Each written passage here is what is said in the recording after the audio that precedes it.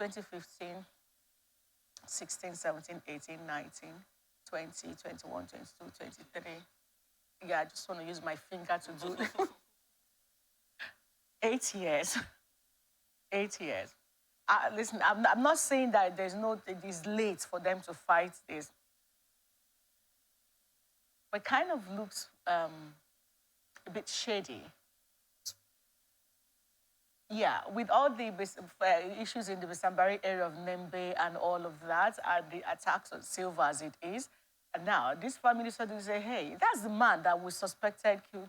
Anyway, well, let's get to have you react to this, please. Well, it's not a pre-election matter, so it's not time bound. But then, something that had happened 8 years ago to research, especially at the political season, tells you how petty we are because of seeking justice.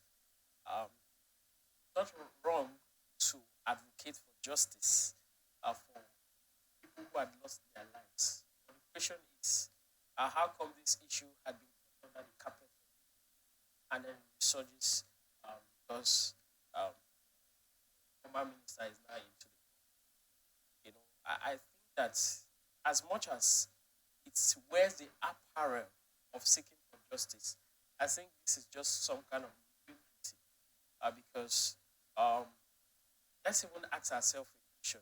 If Timmy Silva wasn't contest elections coming up towards the end of this year, it would have meant that that issue never happened, and so there wouldn't be need to seek for justice. He was a minister under the immediate past administration, and nobody said anything about the atrocities that have been alleged now. But suddenly, because there's an election, somebody now begins to say, oh, 8 years ago, he killed somebody. And let me even ask a question.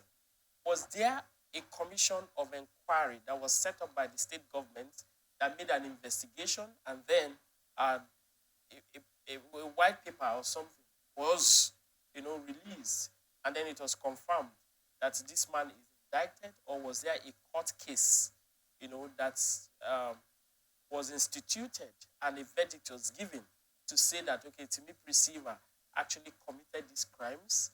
Those are the basic questions we should be asking in the public space. And if there is none to all of this, which forms the grounds for a legitimate conversation, then it means that we are just being political. And like the president would say, this politics is political. And at this point, we suddenly start bringing up issues when we're in the middle of campaigns. And, you look at the political terrain of Bayelsa State. It's known for violence at every electioneering season. And I think that at this point, we've had enough of this violence. I expect that every actor in the polity would rather, wear up a civilized approach to politics. Bayelsa should not always be used for violence. It shouldn't be a shopping mall. They say you want to look for violence, then Bayelsa becomes the reference. I think that at this point, and the state is suffering, there's not much to be said about the development of Bayelsa. Even though it has a very strange topography, when it comes to, it's mostly a riverine area, all right? Developing it becomes really difficult. But I think that people should put more energy into thinking of how to advance the lives of the citizenry. Other than at every political season, you're going to hear gunshots here, you're going to hear thuggery here, all of those has got to stop. And there is no better way to stop it than, avoiding this level of petty politics that we play in Bayelsa State. And it's got to stop now. And if it does not stop now, it means that we continue to play petty politics, and the state will continue to suffer. What is the GDP of Bayelsa State? What is the IGR of Bayelsa State? These are the issues that I expect that we should be talking about at this point. Okay? It will be understandable if we begin to analyze what Timmy Silva did as Minister of State for Petroleum when he was in the past administration. These are the things we should begin to talk about. what were you able to achieve as the Minister of State for Petroleum under Buhari's government? What is Doye Diri doing at this point? Those are the conversations we should. And, and somehow, politicians have a way of robbing the electorates, of the right sense of judgment. Think about it. An election is supposed to happen soon. Instead of people to be speaking about their various political party manifestos and plans and programs, we are rather talking about who was responsible for this 8 years ago. Somebody died 8 years ago, and this person is alleged to have. There's no formal document that says this person has been indicted of this crime.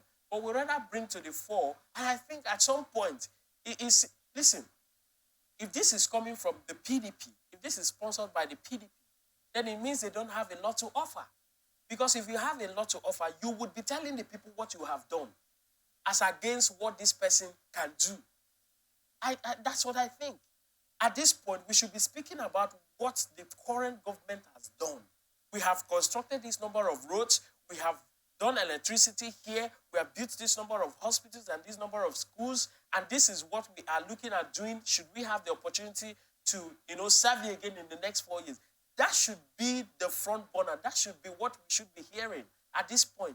Not necessarily 8 years ago, this person killed this person. And there are no official documents, published in consonance with those claims. So I feel that at some point it is a strategy to derail, the populace from actually seeing, the non-performances of the current administration. Because if you have something you have done, you should be consumed, with telling the public what you have done in the past 4 years and what you can do in the next 4 years. Should you be given the opportunity not to be throwing, stones, splashing mods here and there about this person. I mean, if the APC will have to do that too, they'll tell you that, look, the current governor, was also involved in some kind of political violence in the last election.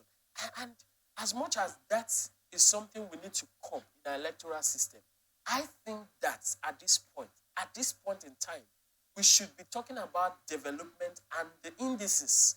What has the governor done so far? How much has he received in the past 4 years? When you begin to speak about what he has done, the electorate will see and be convinced. Because what matters as of now is who gets the nodding of the electorates. It's like everybody going into the marketplace. You have to sell what you have. All right? Rather than talking more about what this person does not have, you should be talking more about what you have. What's your selling point? What's your selling point? What have you done? So I think that those managing, the campaign or the political strategy of the current governor should be smart enough to begin to tell Bayelsans what they have achieved in the past 4 years. Now, these things speak for itself. When people begin to see what you have done, there wouldn't be a need to change you. There wouldn't be need to think of an alternative in Sylva.